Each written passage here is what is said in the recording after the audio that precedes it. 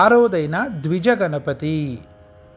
ఈ ద్విజ గణపతి అనే నామం ఎందుకు వచ్చింది అంటే 2 సార్లు పుట్టినవాడు కాబట్టి ద్విజ గణపతి అని అంటారు. మొదటిసారి అమ్మవారు పిండితో తయారు చేసినప్పుడు ఈశ్వరుడు వచ్చి సంహరించడం, తదనంతరం గణపతి యొక్క హస్తి అంటే ఏనుగు యొక్క శిరస్సుని ధరించి మళ్ళీ ప్రాణప్రతిష్ఠ చేయడం వల్ల జరిగింది. కాబట్టి అజ్ఞానాన్ని తొలగించి జ్ఞానాన్ని విద్యని ప్రసాదించే గణపతి ఈయన ద్విజ గణపతి. జ్ఞానప్రసాదకుడు మరియు విద్యకు అధిపతి, విద్యా గణపతి అంటాం కదా, అలా విద్యకు అధిపతి ఈయన. ఈ గణపతి యొక్క తత్వం ఏంటంటే అశ్విని నక్షత్రం వారికి ఈ గణపతి యొక్క ఆరాధన చాలా తొందరగా ఫలిస్తుంది. అటువంటి మహాగణపతి యొక్క శక్తి క్షేత్రము, ముందుగా ఒక చిన్న విన్నపము, శక్తి గణపతి యొక్క దేవాలయము త్రిపురంకుంట్రం అనే మధురైలోనే ఉంది అన్నమాట.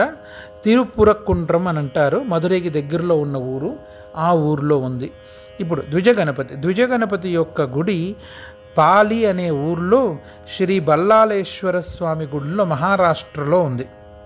ఈ ద్విజ గణపతి యొక్క రూపాన్ని అశ్విని నక్షత్రం వారు కానీ లేదా ఈ జ్ఞానప్రసాదము విద్య సంబంధించిన విషయాలలో గణపతిని ప్రార్థించదలిచిన వారు అశ్విని నక్షత్రం నాడు గణపతి గుడికెళ్ళి ఓం గం ద్విజ గణపతయే నమః అని ప్రార్థిస్తూ ఈ ధ్యాన శ్లోకం కనుక పారాయణం చేసుకుంటే ఆ గణపతి యొక్క అనుగ్రహం వల్ల జ్ఞానము విద్య కలుగుతాయి అని అంటారు.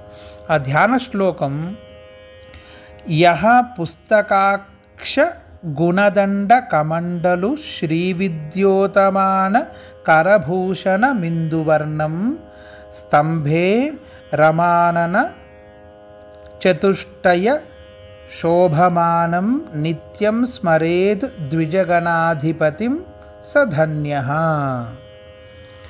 ధన్యః అంటే ధన్యుణ్ణి స్వామి అని, దానివల్ల నేను ధన్యుణ్ణవుతాను, ధన్యోస్మి తత్ అని అంటారు కదా, ధన్యుణ్ణవుతాను.